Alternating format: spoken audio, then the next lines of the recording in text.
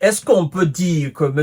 Karim Khan, le procureur de la CPI, est en train de se tirer une balle dans le pied? Est-ce qu'il est en train de mettre du bâton dans ses propres pieds? Ou bien c'est juste un tape-œil pour essayer de donner du poids à ce mandat d'arrêt décerné contre M. Vladimir Poutine depuis maintenant, disons, proche d'une année. Bon, nous n'allons pas entrer jusque-là, mais ce qu'il faut dire, M. Karim Khan veut montrer qu'il a du cran. Il veut montrer sa puissance en tant que procureur de la Cour pénale européenne. Bon, on appelle Cour pénale internationale, hein, mais nous autres, nous disons tout simplement Cour pénale des Occidentaux, parce que en réalité, connaissant les chefs d'État qui se trouvent là et ceux qui sont traqués à travers le monde, on se rend bien compte que voilà, les plus grands criminels de notre monde n'est pas ceux qui sont issus des pays tiers, mais ce sont les plus grands puissants de ce monde-là, à savoir les États-Unis et consorts. Vous les connaissez, j'ai pas besoin de les énumérer pour ne pas gaspiller ma salive. Alors, Monsieur Karim Khan, vous savez, la fois dernière, nous avons fait une émission où nous avons dit clairement que ils avaient l'intention d'émettre un mandat d'arrêt contre le Premier ministre Benyamin Netanyahou, ministre de la Défense et un certain nombre de la défense israélienne. Et M. Karim Khan vient de procéder. Il vient de demander clairement à l'exécution de ce mandat. Nous allons voir tout à l'heure dans les profondeurs de quoi s'agit-il réellement. Est-ce que c'est un bluff ou bien est-ce que il est vraiment sérieux en le faisant? Bon, est-ce qu'il sera soutenu? Parce qu'il faut savoir que la Cour pénale internationale, c'est les États-Unis, c'est la Grande-Bretagne, c'est la France, c'est l'Allemagne. Et ce sont eux qui constituent encore des alliés phares, des alliés solides, des alliés puissants, inépuisables, inébranlables, n'est-ce pas, de l'État hébreu dans ses exercices militaires ou dans tout ce qu'elle fait à travers le monde. Mesdames et messieurs, partagez la vidéo dans tous les groupes possibles. L'heure est grave, l'heure est rigolote. Et puis, abonnez-vous sur cette page, activez la cloche de notification pour ne plus rater mes vidéos. Mais aussi, abonnez-vous sur ma chaîne YouTube qui est Kanté J Visionnaire, le vrai. Nous allons entrer dans les profondeurs pour savoir réellement qu'est-ce que M. Karim Khan veut de M. Benyamin Netanyahou et le ministre de la Défense, Yahoua, quelque chose comme ça là. Mesdames et messieurs, ah oui, ça alors, et il faut dire que l'information a été perçue avec une colère noire du côté de la défense israélienne. Ça, la CPI veut se donner du poids. Le procureur de la Cour pénale internationale demande un mandat d'arrêt contre Netanyahou et les dirigeants du Hamas. Bon, il n'est pas seul, mais aussi on parle des dirigeants du Hamas. Cette information a été reçue avec beaucoup de colère par les autorités israéliennes, mesdames et messieurs. Je vais vous dire tout à l'heure.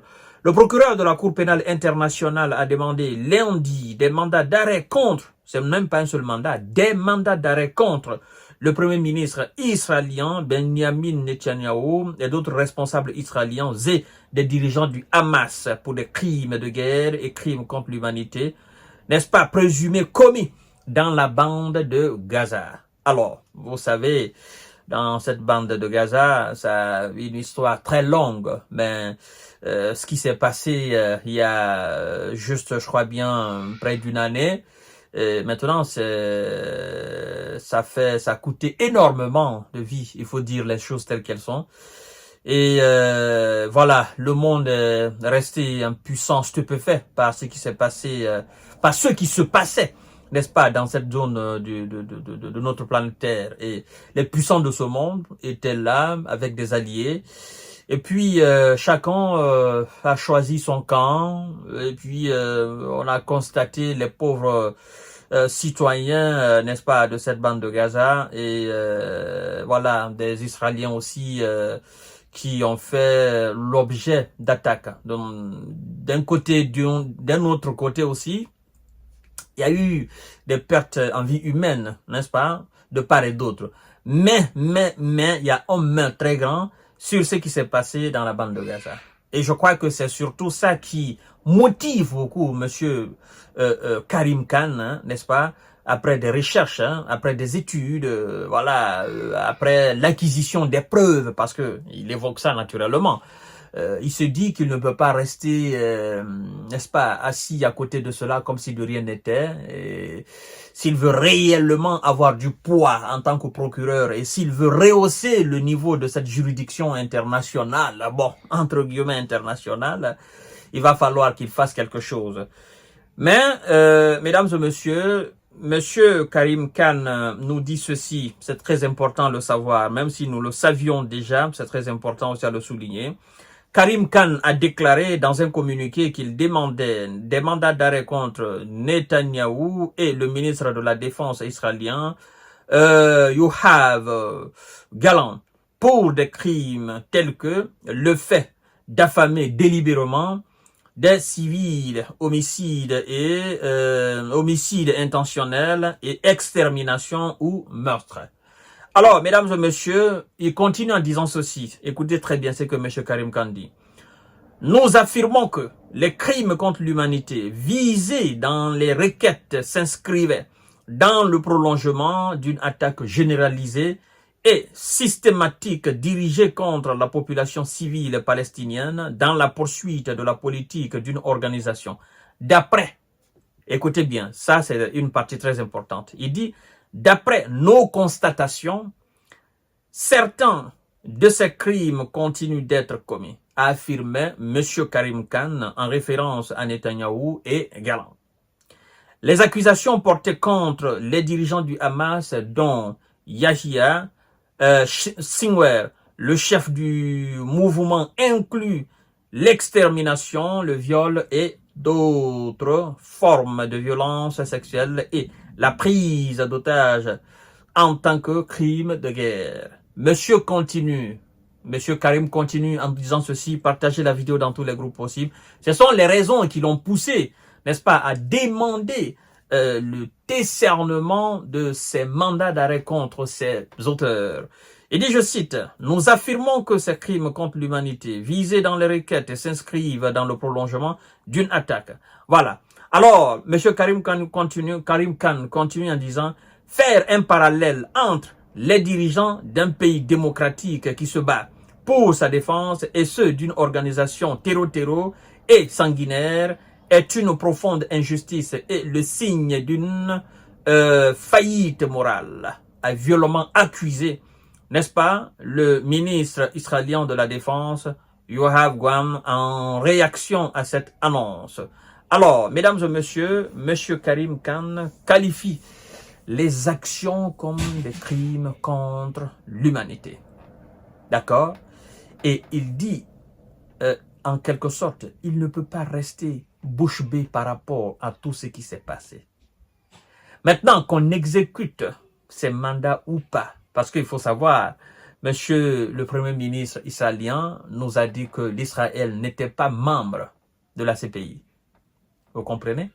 Et donc, ce qui revient à dire que tous les pays qui ne sont pas membres de la CPI ont le droit de commettre des exactions à travers le monde. Notamment, c'est le cas des États-Unis, parce que les exactions qui ont été commises par les Américains à travers le monde n'ont pas été punies.